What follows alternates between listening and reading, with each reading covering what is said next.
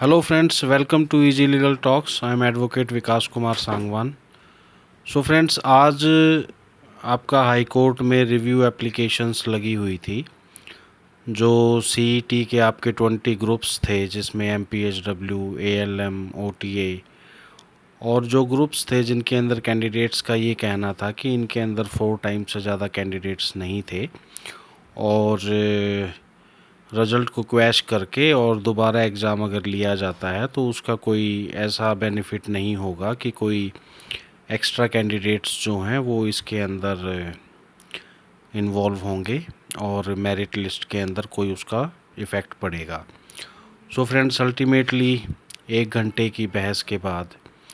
Ultimately court ने इस चीज़ को एक्सेप्ट किया कि सीईटी फ़ेज़ 1 के जो मार्क्स दिए गए थे, जिन कैंडिडेट्स ने क्वालिफाई किया था, वो 50% और 40% उन्होंने क्वालिफाइंग परसेंटेज के हिसाब से क्वालिफाई किया था 95 मार्क्स में से, और उसके अंदर सोशो इकोनॉमिक नंबर जोड़ के क्वालिफाई करने का कोई क्राइटेरिया नहीं था। और इन कैंडिडेट्स को सोशो इकोनॉमिक मार्क्स का सिलेक्शन के अंदर किसी भी तरीके का कोई भी बेनिफिट नहीं मिला। सो अगर सोशो इकोनॉमिक मार्क्स हटाए भी जाते हैं तब भी ये सारे कैंडिडेट क्वालिफाई करते हैं, और इनके अलावा कोई ऐसे कैंडिडेट्स नहीं थे जिन्होंने इन ग्रुप्स के लिए अप्लाई किया हो। सो अल्टीमेटली आज कोर्ट ने 1 घंटे की बहस के बाद इस मैटर के अंदर नोटिस इशू कर दिया है और सितंबर के लिए इस मैटर को अब लिस्ट किया है। और सीनियर एडवोकेट्स ने काफ़ी इस मैटर के अंदर कोर्ट को प्रेस किया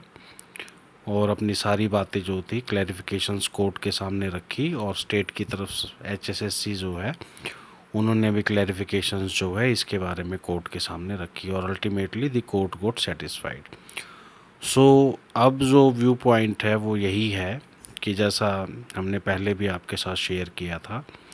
कि इन 20 ग्रुप्स के कैंडिडेट्स की जॉब जो है वो कहीं ना कहीं सिक्योर होने के चांसेस जो है वो अब काफ़ी अच्छे हैं, और होपफुली वी होप कि इनकी जॉब जो है वो सिक्योर हो और सीईटी जो है वो बाकी ग्रुप्स के लिए सीईटी की प्रक्रिया आगे बढ़े। दूसरा फ्रेंड्स, जितने भी ये सारे मैटर्स हैं उसके अंदर जैसे कि आपको पता है कि सोशो इकोनॉमिक मार्क्स को अनकॉन्स्टिट्यूशनल डिक्लेयर किया जा चुका है, और उसी के अंदर विडो और ऑर्फन के जो मार्क्स थे उनको भी अनकॉन्स्टिट्यूशनल जो है वो डिक्लेयर किया गया है। और सबसे बड़ी बात ये रही है कि जिस जिन पैरामीटर्स के ऊपर नो जॉब और एक्सपीरियंस के मार्क्स को बैलेंस किया गया,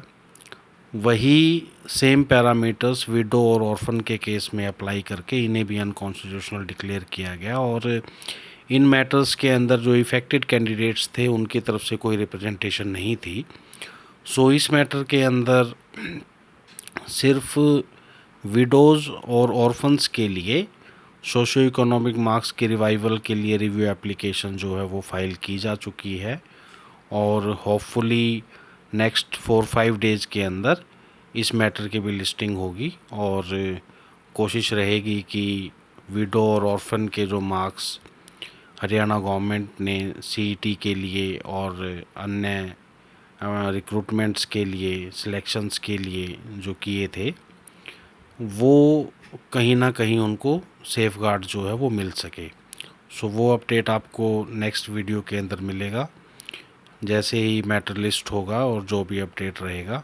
वो आपको इजी लीगल टॉक्स के प्लेटफॉर्म के ऊपर अपडेट मिल जाएगा। और इसके अलावा पिछली भर्तियों के ऊपर इन चीज़ों का क्या इफ़ेक्ट रहेगा, सो अभी फ़िलहाल ऐसा कोई इफ़ेक्ट जो है वो किसी प्रकार से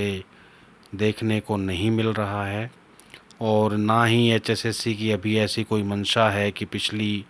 जो रिक्रूटमेंट्स कंप्लीट हो चुकी हैं उनसे रिलेटेड कोई इनका एप्लीकेशन या इम्प्लीकेशन उन भर्तियों के ऊपर हो। So friends, this is the update regarding the 20 groups,